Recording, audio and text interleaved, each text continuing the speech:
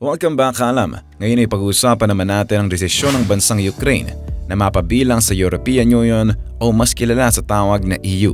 Bakit nga ba minadali ng presidente ng bansa ang pagsali sa European Union? Lalo tigit ito ay nangyari pa sa kalagitnaan ng kaguluhan laban sa bansang Russia.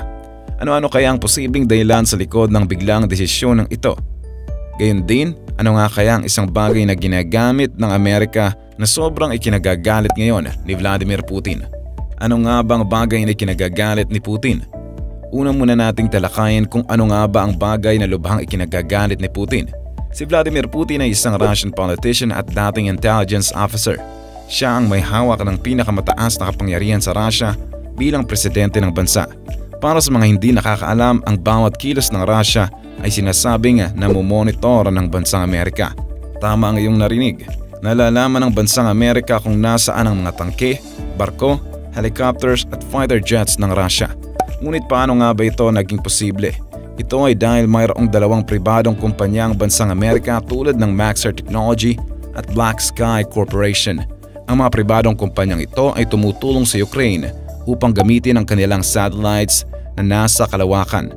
Ang mga satellite na ito ay mayroong kamanghamanghang kakayahang makakuha ng malilinaw na mga larawan o high-definition photos sa kalawakan. Sa tingin ng bansang Amerika, naagrabyado ang bansang Ukraine, kaya naman sila na mismong tumutulong rito sa pamamagitan ng pag-update sa bansa tungkol sa mga hakbang na ginagawa ng military ng Russia. Kung inyong mapapansin sa mga balita kung nasaan pumupunta ang mga sundalo mula sa Russia, ay nakaabang na ang mga military ng bansang Ukraine. Ito ay dahil informed na sila na nasa lugar na iyon na tutungo ang kanilang mga kalaban. Ngunit kahit mayroon silang kakayahang malaman kung saan lulusob ang military ng bansang Russia, problema naman ng Ukraine ang dami ng bilang ng kanilang mga kalabang military. Gayun din, nagiging mahirap rin ang kanilang pakikipaglaban dahil sa rami ng mga military equipment ng kalabang bansa.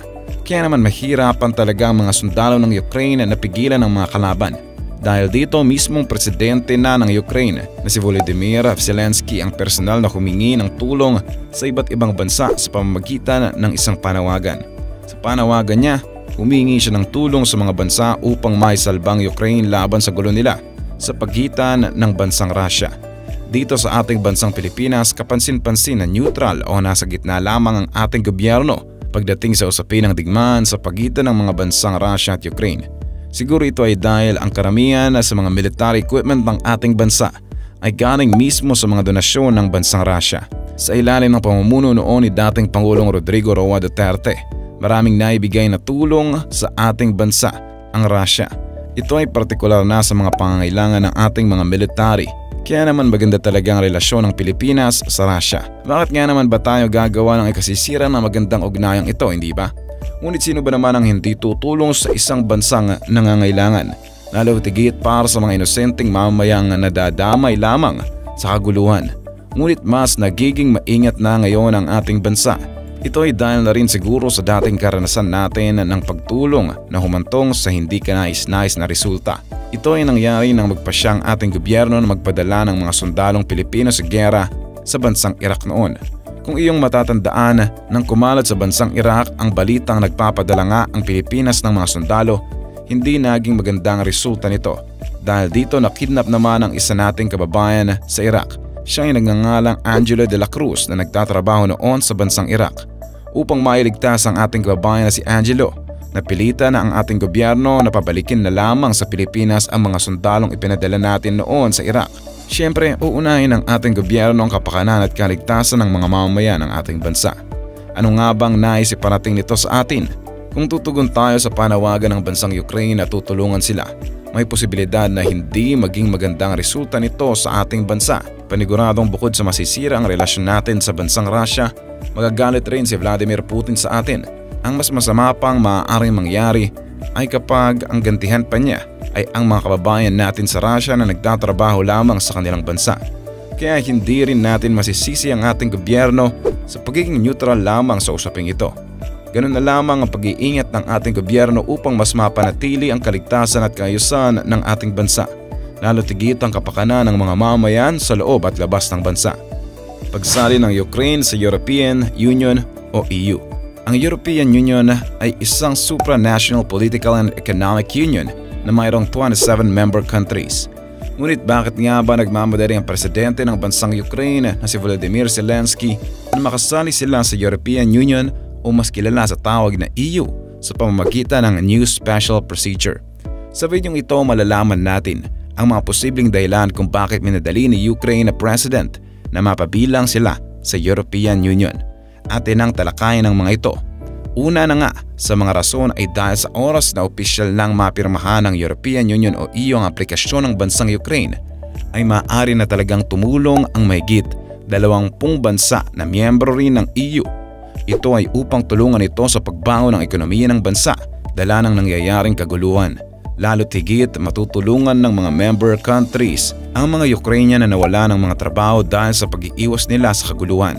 Dahil kapag lumipat sa mga kalapit bansang kabilang rin sa European Union ang mamamayan ng bansang Ukraine, ang gobyerno na mismo ng kanilang pinuntahang bansa ang gagawa ng paraan para magkaroon sila ng pagkakakitaan. Dahil hindi ganoon kadali na mapagtagumpayan ang laban ng bansang Ukraine kontra Russia, siguro ay ang pagsanib na lamang nito sa European Union ang naisip ng kanilang presidente na paraan para maisalba ang kanilang bansa. Aware ang kanilang presidente na isang malaking dagok ang gulong ito para sa kanilang bansa. Alam rin niyang hindi madaling kalaban ang bansang Russia. Ito ay dahil na rin sa rami ng kanilang mga sundalong lumalaban at maging kanilang mga military equipment. Kaya kung ating iisipin, ang pagiging miyembro ng isang political at economic union ang pinakamahusay na desisyon upang makakalap ng tulong upang makabangon muli.